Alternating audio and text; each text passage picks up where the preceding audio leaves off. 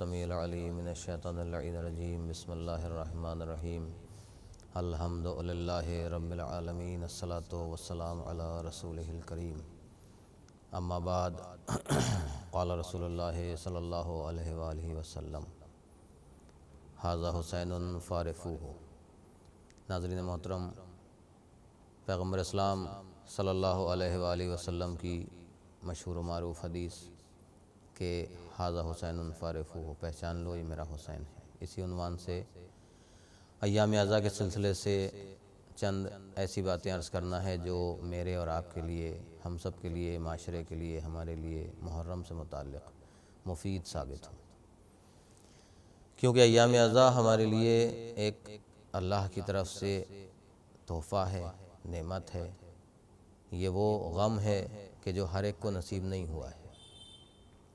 یہ غم جو تحفتاً ملا ہے ہمیں، یہ سرکار سید الشہداء علیہ السلام کا غم، ان کی یاد، اس کو منانا ہر ایک کے بس کی بات نہیں ہے اور ہر ایک کے حصے میں یہ غم نہیں آیا ہے۔ محرم جو آغاز سال، جس سے ہمارا سال شروع ہوتا ہے، آغاز سال جس سے ہوتا ہے، یہ وہ مہینہ ہے کہ جس کی ابتدا غم سے ہے، لیکن اس مہینے سے ہم کسی پیغام کو دنیا تک پہنچانا چاہتے ہیں۔ اگر ہمارے پیش نظر وہ پیغام رہے اور ہم اس غم کو منائیں، ایام اعزاء کو منائیں، تو یقیناً ہمارا یہ غم منانا بارگاہ رب العزت میں پسندیدہ ہوگا، خوشنودی خالق کے خاطر۔ اگر ہم کسی کام کو انجام دے رہے ہیں تو یاد رکھیے وہ کام ہمارا لائق تحسین ہوگا، لیکن اگر اس میں اللہ کی مرضی شامل نہ ہو، اگر اس میں رسول اللہ صلی اللہ علیہ وآلہ وسلم کی مرضی شامل نہ ہو، خود ائمہ معصومین علیہ السلام کی مرضی شامل نہ ہو، تو ہمارا وہ عمل رائگاں ہو جائے گا، بیکار ہو جائے گا، ضائع ہو جائے گا۔ لہٰذا ہم جب ایام اعزاء کو منائیں، محرم کو منائیں، سرکار سید الشہداء علیہ السلام کا غم منائیں، تو یہ سوچ کر منائیں کہ یہ آنسو ہمارے ضائع نہ ہو جائیں، برباد نہ ہو، خراب نہ ہو جائیں۔ یقیناً پیغمبر نے ارشاد فرمایا کہ ھذا حسین فارفوہ، پہچان لو یہ میرا حسین ہے۔ کیوں کہا؟ تاکہ دنیا یہ نہ کہہ سکے کہ روز عاشوراء جب کربلا میں ہم نے کسی کو چاروں طرف سے گھیر لیا تھا تو وہ کون تھا، ہم نہیں پہچانتے تھے۔ مسلمان یہ نہ کہہ سکیں کہ جس کے گلے پر ہم چھری چلا رہے تھے ہم اسے پہچانتے ہی نہیں تھے یہ کون ہے، اگر ہمیں معلوم ہوتا کہ نبی کا نواسہ ہے تو ہم کبھی اسے قتل نہ کرتے، یہ کہہ سکتے تھے۔ لہٰذا ہر منزل پر سرکار سید الشہداء کو پہچانوایا ہے، کس نے؟ خود امام حسین علیہ السلام کے نانا رسول خدا صلی اللہ علیہ وآلہ وسلم نے۔ کیوں پہچانوایا؟ تاکہ امت سمجھ لے کہ امت رسول کو پہچانتی تھی، مسلمان رسول کو پہچانتے تھے۔ اللہ کے بعد اگر کسی کو مسلمان پہچانتا ہے تو وہ صرف رسول ہیں، لا الہ الا اللہ محمد رسول اللہ۔ اب اگر محمد صلی اللہ علیہ وآلہ وسلم کسی کو پہچانوائیں اور ہم اسے نہ پہچانیں تو یہ ہماری غلطی ہوگی، یہ سراسر ہماری کمی ہوگی کہ ہم جان کر، دانستہ طور پر، جانتے ہوئے رسول کی بات کو اندیکھا کر دیں کہ ایک طرف نبی کہہ رہے ہیں کہ حسین منی وانا من الحسین، بڑے نواسے کو پہچانوا رہے ہیں، کہیں چھوٹے نواسے کو پہچانوا رہے ہیں، ھذا حسین فارفوہ کہا، پہچان لو یہ میرا حسین ہے۔ کیوں کہا؟ تاکہ نبی کو معلوم تھا کہ آنے والے وقت میں امت میرے بعد میری جو آل ہے اس پر اتنا ظلم کرے گی کہ دنیا اس ظلم کو اگر تصور کر لے تو کانپ جائے۔ یہ غم جو ہم مناتے ہیں، دنیا کو ہم بتانا چاہتے ہیں کہ اس غم اور ان آنسوؤں میں ایک پیغام ہے، جسے اگر دنیا نے سمجھ لیا، دنیا نے پہچان لیا، تو یاد رکھیے کہ پھر دنیا میں کوئی ظالم باقی نہیں رہے گا۔ مظلوم کے آنسو کبھی ضائع نہیں ہوتے ہیں۔ امام حسین علیہ السلام کی ذات گرامی، مختصر تعارف چند لفظوں میں عرض کر دوں کہ آپ نبی کے نواسے ہیں۔ کس کے نواسے؟ پیغمبر اسلام حضرت محمد مصطفیٰ صلی اللہ علیہ وآلہ وسلم۔ دونوں نواسوں سے پیغمبر اسلام کو بہت محبت تھی۔ بڑے نواسے حضرت امام حسن علیہ السلام، جنہیں حسن مجتبیٰ بھی کہا جاتا ہے، اور چھوٹے نواسے حضرت امام حسین سرکار سید الشہداء علیہ السلام۔ ان نواسوں سے پیغمبر اسلام کو اتنی محبت تھی کہ اگر عید کا روز ہے اور نانا سے کہہ دیا کہ ناقہ بن جائیں تو نبی ناقہ بن گئے ان دونوں کے لیے، اپنی زلفیں مہار ناقہ کی جگہ پر نواسوں کے ہاتھ میں دے دیں اور کہا کہ ان ناقے کی مہار کو، جب نواسوں نے کہا کہ نانا ناقے کی تو مہاریں بھی ہوتی ہیں، تو کہا یہ زلفیں تھام لو، اور نبی زمین پر گھٹنیوں کے بل چلتے ہوئے نظر آئے صرف نواسوں کے لیے۔ وہی نواسہ حسین ہے کہ اگر پشت پر آ گیا تو نبی نے سجدے کو طول دے دیا۔ کیوں سجدے کو طول دیا؟ تاکہ دنیا کو عظمت بتائی کہ حسین کون ہیں۔ نماز دین اسلام میں سب سے اہم ستون ہے، الصلاۃ عماد الدین کہا گیا ہے، دین کا ستون ہے نماز، اور اس نماز کے اندر خضوع اور خشوع بڑی منزل ہے۔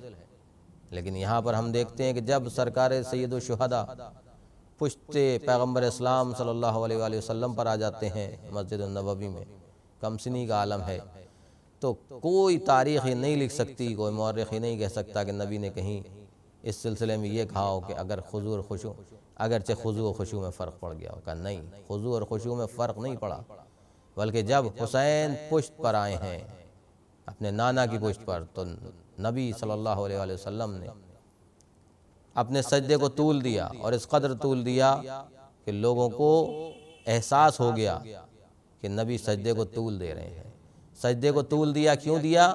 اس لیے کہ دنیا کو معلوم ہو جائے کہ یہ سجدہ، جس سجدے کو ہم اللہ کے لیے کرتے ہیں، اس سجدے کی بقا جس کے لیے ہے، جس کی وجہ سے ہے، وہ کون ہے؟ کہ اس سجدے کی بقا ہے حسین، حسین کی وجہ سے یہ سجدہ باقی ہے، باقی رہے گا قیامت تک۔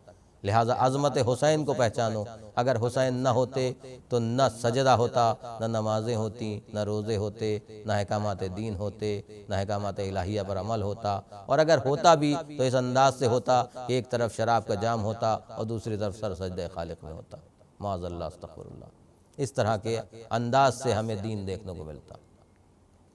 لہٰذا اس فرد کی، اس شخصیت کی اہمیت کو رسول بتلا رہے ہیں کہ جو دین کا ستون بچانے والا ہے، الصلاۃ عماد الدین کہا گیا ہے نماز کو، اور اس نماز کو بچانا، اس دین کے ستون کو بچانا، کون کرے گا اس کو بچانے کا کام؟ حسین ابن علی کریں گے۔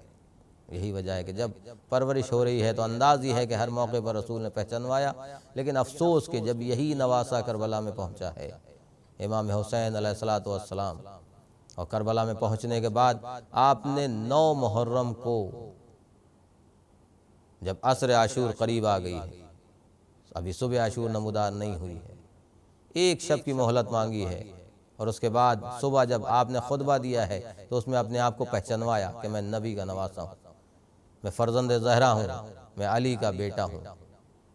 پہچانوانے کے بعد بھی دشمن کی طرف سے جواب کیا ملا کہ ہاں ہم جانتے ہیں کہ آپ کون ہیں، لیکن بغضاً لابیک، ہم آپ کو آپ کے باپ کے بغض میں قتل کر رہے ہیں۔ تو مسلمان اس حد تک گر چکا تھا کہ اس کی نظر میں پیغمبر اسلام کی عظمت نہیں رہ گئی تھی، اس حد تک گر چکا تھا مسلمان کہ اسے صرف دشمنی یاد تھی، اور عربوں کا جو اصول رہا ہے کہ دشمنی نبھانا پے در پے، ایک سلسلہ چلتا تھا عرب میں، وہی سلسلہ سامنے آتا ہے کہ دشمن اس طریقے کا سلوک کرتا ہے کہ اسے یہ معلوم تھا کہ نبی کے نواسے ہیں، نبی نواسہ پہچانوا رہا ہے کہ میں کس کا نواسہ ہوں؟ اللہ کے رسول کا نواسہ ہوں، محمد مصطفیٰ صلی اللہ علیہ وآلہ وسلم کا نواسہ ہوں۔ لیکن افسوس کہ دشمن نے پہچاننے کے بعد بھی یہ جملہ کہا کہ ہم آپ کو قتل کر رہے ہیں صرف اس لیے کہ آپ کے باپ کے بغض میں۔ امام حسین علیہ السلام نے سوال کیا، پوچھا کہ کیا میں نے شریعت محمدی میں کوئی تبدیلی کی؟ کیا میں نے حلال محمدی کو حرام یا حرام محمدی کو حلال کیا؟ تو جواب میں صرف اتنا ہی جواب آیا کہ نہیں، آپ نے کوئی تبدیلی نہیں کی، لیکن ہم آپ کو جو قتل کر رہے ہیں وہ صرف آپ کے باپ کے بغض میں قتل کر رہے ہیں، علی کے بغض میں قتل کر رہے ہیں۔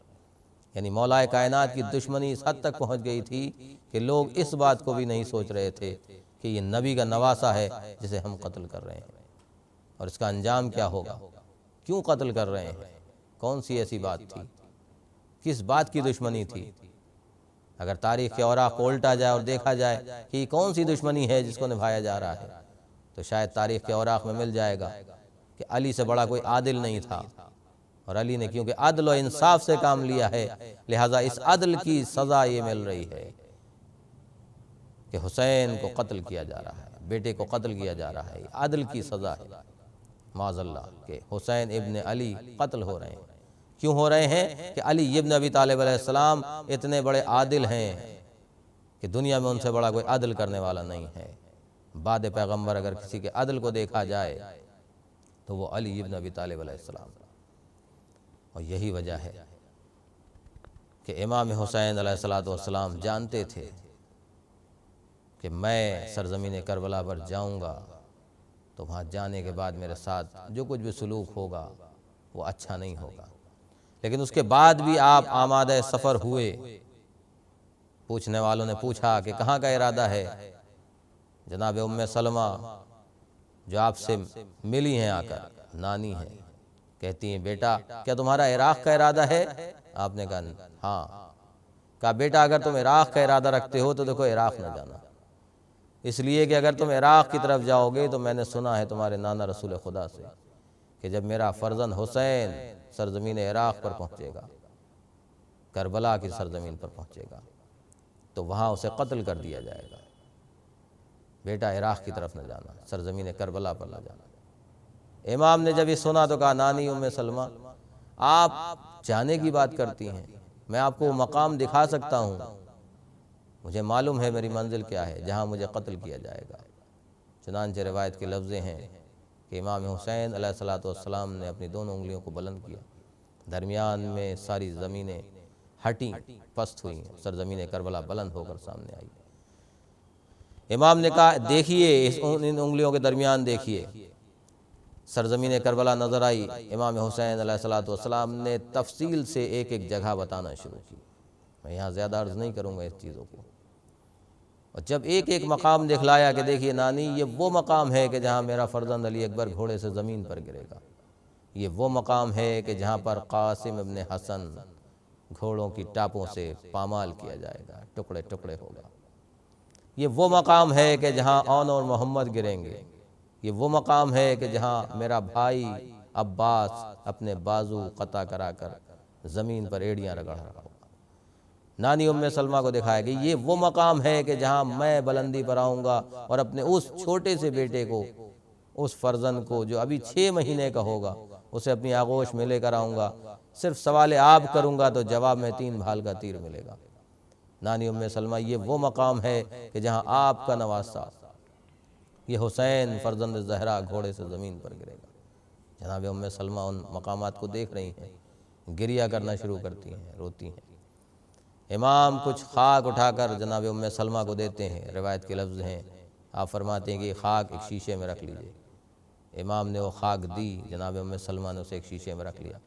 ایک دوسرے شیشے میں وہ خاک بھی موجود ہے جسے رسول اسلام نے دیا تھا۔ وقت گزر گیا، وہ وقت بھی آیا کہ جب عصر عاشور یہاں کربلا میں حسین تنہا ہے، چاروں طرف سے فوجیں ہجوم پر ہجوم ہے جو حملے کر رہا ہے، ہر ایک قتل ہو چکا ہے، اب نہ عباس ہیں، نہ علی اکبر ہیں، نہ اون ہیں، نہ محمد ہیں، نہ اصحاب ہیں، نہ انصار ہیں، چاہنے والے بھی سب قتل ہو چکے ہیں، سب ختم ہو چکے ہیں۔ اب کون باقی رہ گیا ہے؟ صرف تنہا امام حسین علیہ السلام کی ذات ہے۔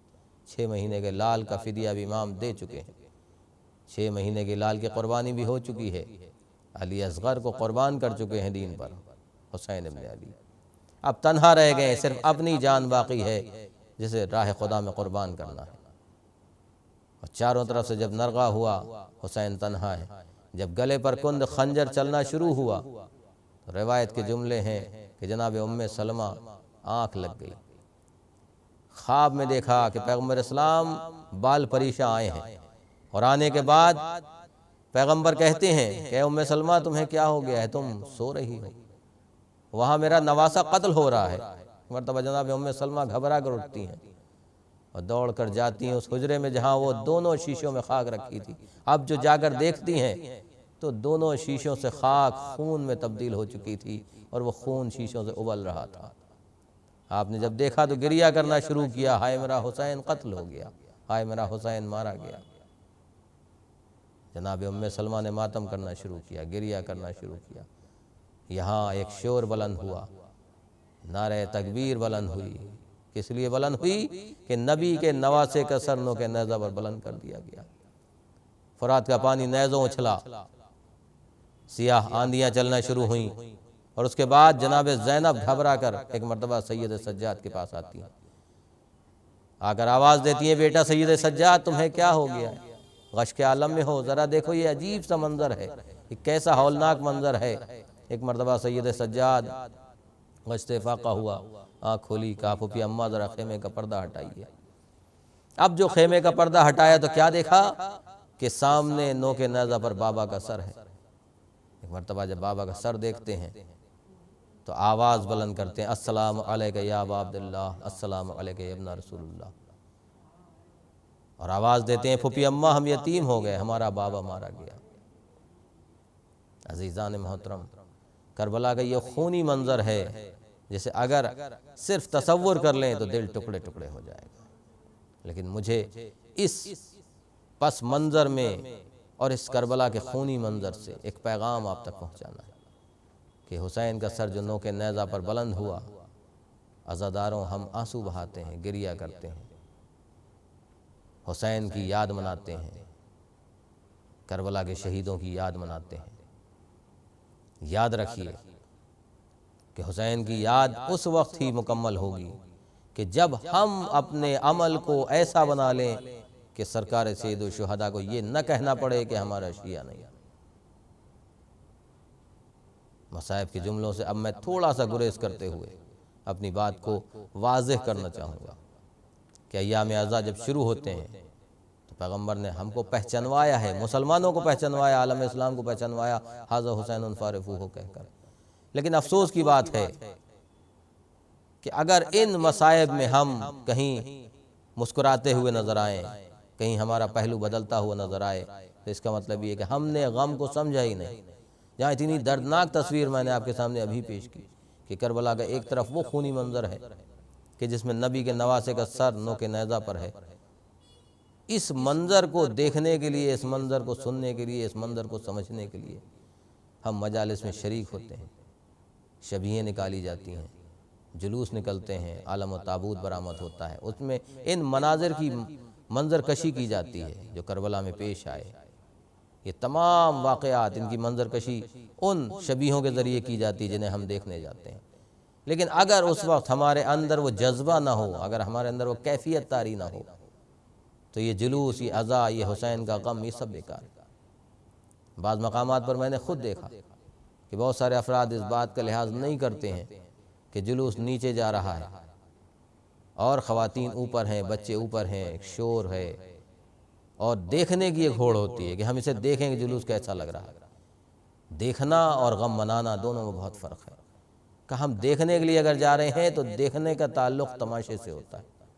اگر ہم دیکھنے جا رہے ہیں، بہت معذرت کے ساتھ، کہ اگر کسی شخص کو یہ بات نہیں سمجھ میں آئے، وہ غور کرے کہ دیکھنا کیا ہوتا ہے۔ ہم دیکھنے جا رہے ہیں، چہرے پر مسکراہٹ ہے، دوڑ ہے، کس لیے جا رہے ہیں؟ کہ دیکھنے جا رہے ہیں، جلوس دیکھنے، کہ جلوس میں شریک ہونے جا رہے ہیں، امام کا غم منانے کے لیے جا رہے ہیں۔ احتیاط برتنا ضروری ہے کہ اگر علم نیچے جا رہا ہے تو ہم اوپر نہ کھڑے ہوں۔ ایسے مقامات پر جہاں پر علم نیچے ہوتا ہے ہمیں پوری احتیاط برتنا چاہیے، علم کا پاس و لحاظ۔ مجلس کے بعد ایسا اہتمام کرنا چاہیے کہ خواتین کے لیے وہ جگہ معین ہو کہ جہاں پر وہ پردے کے ساتھ پورے پردے کا اہتمام ہو اور وہ جلوس کی زیارت بھی کر سکیں، جلوس کو دیکھ سکیں، جلوس کی زیارت کر سکیں۔ لیکن دیکھنے سے مراد یہ نہیں ہے کہ ہنس کر مسکرا کر بچے و بچیاں بھول جاتے ہیں کہ نیچے جلوس جا رہا ہے یا سامنے جلوس جا رہا ہے تو ہم باتیں کر رہے ہیں۔ کہ نہیں، پورا احترام ہونا چاہیے کہ اگر علم گزر رہا ہے تو ہم بیٹھیں تو کھڑے ہو جائیں، اگر علم گزر رہا ہے تو ہمارے سامنے وہ منظر ہونا چاہیے کہ یہ وہ علم ہے کہ جسے باب الحوائج نے اپنے ہاتھوں سے لیا تھا، ہاتھوں میں لیا تھا اور ہاتھوں میں لے کر گئے تھے، لیکن جب واپس پلٹنے لگے ہیں تو ہاتھ قطع ہو گئے تھے۔ علم زمین کی طرف آنے لگا تو آپ نے دانتوں سے مشک سکینہ کو پکڑا اور علم کو کسی طریقے سے تھاما۔ یہ علم فرات پر عباس کے ذریعے سے پہنچا تھا، اور آج ہمارے پاس ہمارے گھروں میں یہ علم نصب کیا جاتا ہے۔ یہ نشانی ہے اس بات کی کہ جب ہم دیکھتے ہیں تو غازی کے کٹے ہوئے بازو ہمیں نظر آنا چاہیے، مشک سکینہ اس پر نظر آتی ہے، اس مشک سکینہ میں ہمیں جناب سکینہ کی پیاس نظر آنا چاہیے۔ وہاں پر مسکرانا، وہاں پر باتیں کرنا، وہاں پر بعض افراد بھول جاتے ہیں، مسکرانے کے بعد ہنس بھی دیتے ہیں، نہیں دھیان رہتا، نہیں خیال رہتا ہے۔ لیکن یاد رکھنا چاہیے ہمیں کہ ہم ایام اعضاء میں اس طریقے سے شریک ہوں، جلوس میں اس طریقے سے شریک ہوں کہ ہم میں اور غیروں میں فرق لگے، کہ غیر دیکھنے آتے ہیں تو صرف اس عنوان سے آتے ہیں کہ کیا ہو رہا ہے، نہیں معلوم کیا ہے، انہیں اندازہ نہیں ہے، لیکن ہم تو جانتے ہیں، ہم واقف ہیں کہ ہم کسی کا غم منانے جا رہے ہیں۔ لہذا محرم کو منانے کے لیے ہمیں یاد رکھنا چاہیے کہ محرم ہمارے لیے ایام غم ہے، غم کا مہینہ ہے، لیکن اس مہینے میں اس غم کے ذریعے ہم ایک پیغام دنیا تک پہنچاتے ہیں۔ کس پیغام کو؟ کا اتحاد کا پیغام، امن کا پیغام، سلامتی کا پیغام، صلح کا پیغام، بھائی چارگی کا پیغام، ایک دوسرے سے اخوت و محبت کا پیغام، بھائی اور بہن، بہن اور بھائی کے رشتے، آپس میں ماں اور باپ جو والدین سے محبت رکھتے ہیں، والدین ماں اور باپ سے جو محبت رکھتے ہیں، ان محبتوں کا ایک پیغام ہے جو کربلا کے ذریعے سے ہمیں ملتا ہے۔ اگر ہم نے اس پیغام کو نہیں سمجھا تو ہم کبھی اسے بیان نہیں کر سکتے اپنے عمل کے ذریعے سے، اور اگر سمجھا ہے تو ہمارے عمل سے معلوم ہوگا کہ ہم نے کربلا کو کتنا سمجھا۔ نہ ہمارے چہرے پر ہنسی ہوگی، نہ ہم مجلس میں بے توجہی کریں گے۔ بعض مقامات پر نوجوان طلبہ، نوجوان افراد، انہیں اندازہ نہیں ہوتا ہے کہ مجلس چل رہی ہے، مجلس اندر ہو رہی ہے، امام بارگاہ میں ہو رہی ہے۔ فرش اعضاء کی اہمیت کیا ہے، فرش اعضاء پر بیٹھنے کا ثواب کیا ہے، انشاءاللہ کبھی وقت رہا تو عرض کروں گا کہ فرش اعضاء پر بیٹھنے کا کتنا بڑا ثواب ہے، اور وہ افراد اس چیز کو بھول جاتے ہیں، باہر بیٹھے ہوئے ہیں، گاڑیوں پر بیٹھے ہیں، باتیں کر رہے ہیں، مجلس ہو گئی، گزر گئی۔ 1 گھنٹے کی تقریر مولانا نے کی، 1 گھنٹے کی مجلس پڑھی، اس مجلس میں کچھ نہ کچھ اہم باتیں انہوں نے بیان کی ہیں، ہمارے اور آپ سے متعلق ہیں۔ ہمیں چاہیے کہ ہم ان باتوں پر عمل کریں۔ اگر ہم نے ان پر عمل نہیں کیا تو یاد رکھیے کہ ہمارا اس مجلس میں شریک ہونا بیکار ہے۔ میں ہمیشہ اس چیز کو عرض کرتا ہوں کہ جب ہم مجلس میں جائیں تو یہ سوچ کر جائیں کہ یہ مجلس حسین ایک عبادت گاہ ہے، جس فرش پر ہم جا رہے ہیں یہ مثل مصلی ہے، مصلی کے مانند ہے، جانماز کے مانند ہے۔ اس فرش پر جانے سے پہلے ہمیں باوضو ہونا چاہیے، احتیاط برتیں ہم کہ بغیر وضو نہ جائیں، اور اگر کوئی بغیر وضو آیا ہے اسے یاد رکھنا چاہیے کہ پھر اس کی عبادت کے خضوع اور خشوع میں کمی ہو جاتی ہے۔ اگر ہم چاہتے ہیں کہ ہماری مکمل عبادت ہو، خضوع اور خشوع کے ساتھ ہو، تو جس طریقے سے بہت سارے مستحب عمل ہیں جن کے لیے وضو کرنا مستحب ہے، مثلا قرآن کی تلاوت کے لیے وضو مستحب ہے، مستحب نمازوں کے لیے وضو مستحب ہے، ہر وقت باوضو رہنا یہ بھی مستحب ہے۔ تو اگر ہم مجلس میں شریک ہوں جو ایک عبادت ہے، مستحب عبادت ہے، اور بعض مقامات پر واجب ہو جاتی ہے کہ آپ امام کا غم منائیں، اس لیے اگر آپ نہیں منائیں گے تو پھر کون منائے گا؟ تو لہٰذا بعض مقامات پر جہاں اگر ہم نہیں منائیں گے تو عبادت ختم ہونے لگے گی، اگر ہم نہیں منائیں گے تو ایام اعضاء دھیرے دھیرے لوگ بھول جائیں گے، تو وہاں پر واجب ہے ہمارے لیے، ضروری ہے کہ ہم غم منائیں۔ تو جب ضروری ہے، واجب ہے، اگر مستحب کی نیت سے بھی ہے کہ ذکر امام حسین علیہ السلام ہم کسی بھی نیت سے کریں، واجب کی، مستحب کی نیت سے، جیسے بھی کریں، لیکن باوضو ہو کر اگر کریں تو اس کا ایک انداز الگ ہو جائے گا۔ لہٰذا ہمیں چاہیے کہ ہم مجلس حسین میں آئیں، جو ہمارے لیے ایک اہم فریضہ ہے اور واجب کی حد میں ہے۔ اس فریضے کو جب ہم ادا کریں تو یاد رکھیے کہ جس طریقے سے نماز واجب کے لیے وضو واجب ہو جاتا ہے، ضروری ہوتا ہے، اسی طریقے سے ذکر امام حسین جو ہماری زندگی میں واجب ہے، لازم ہے، اس کے لیے وضو بھی ضروری ہے۔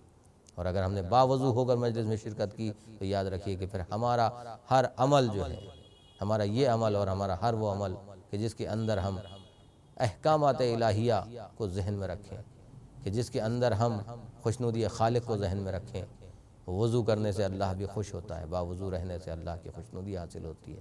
تو اگر ہم نے مجلس میں شرکت باوضو ہو کر کی تو یاد رکھیے دوہری عبادت ہمارے لیے ہوگی، اور قبولیت کی دوہری منزل پر ہم پہنچ گئے، ایک تو وضو میں ہے، دوسرے ذکر سرکار سید الشہداء کو ہم سننے کے لیے آئے ہیں۔ تو ہمیں مجلس کی اہمیت کو سمجھنا چاہیے، فرش اعضاء کو سمجھنا چاہیے۔ اگر ہم نے سمجھ لیا تو پیغمبر کا یہ قول کہ ھذا حسین فارفوہ، پہچان لو میرا حسین، تب ہم نے پہچانا کہ امام حسین علیہ السلام کون ہیں۔ ہم ان کی معرفت، ان کی ذات کے بارے میں بہت زیادہ نہیں رکھ سکتے، ان کی ذات کے سلسلے سے ہم بہت زیادہ نہیں سمجھ سکتے، اس لیے کہ ہمارے اندر وہ طاقت و قوت نہیں ہے کہ ہم اس طریقے سے اپنے ذکر کو، ان کے ذکر کو سمجھ سکیں جس طریقے سے اللہ نے ہمیں سمجھایا۔ لیکن ہمیں سمجھنے کے لیے اگر ہم نے کوشش کی ہے، انسان اپنے عمل سے پہچانا جاتا ہے۔ یاد رکھیے کہ ہمارا عمل ہماری زندگی کے لیے اہم ہے۔ ہر انسان اپنی زندگی میں کوئی نہ کوئی ایسا کام انجام دیتا ہے جو لائق تحسین ہوتا ہے، اور کوئی نہ کوئی ایسا کام کرتا ہے کہ جو لائق تحسین نہیں ہوتا ہے۔ لیکن لائق تحسین کاموں کو انجام دینے کے لیے ہمیں اپنے نفس کو کچلنا ہوگا۔ اگر ہم چاہتے ہیں کہ ہم بہترین کام انجام دیں، بہترین عبادت انجام دیں، تو اس عبادت کو کرنے کے لیے ہمیں ہر عبادت کے لیے مستحب ہے وضو، اور واجب عبادتوں کے لیے وضو واجب ہے۔ لہذا عزاداری امام حسین علیہ السلام ایک ایسا فریضہ ہے کہ جس میں اگر ہم با وضو شریک ہوں تو ہمارے لیے ایک سعادت کی منزل ہوگی اور قبولیت کی منزل میں آئے گا۔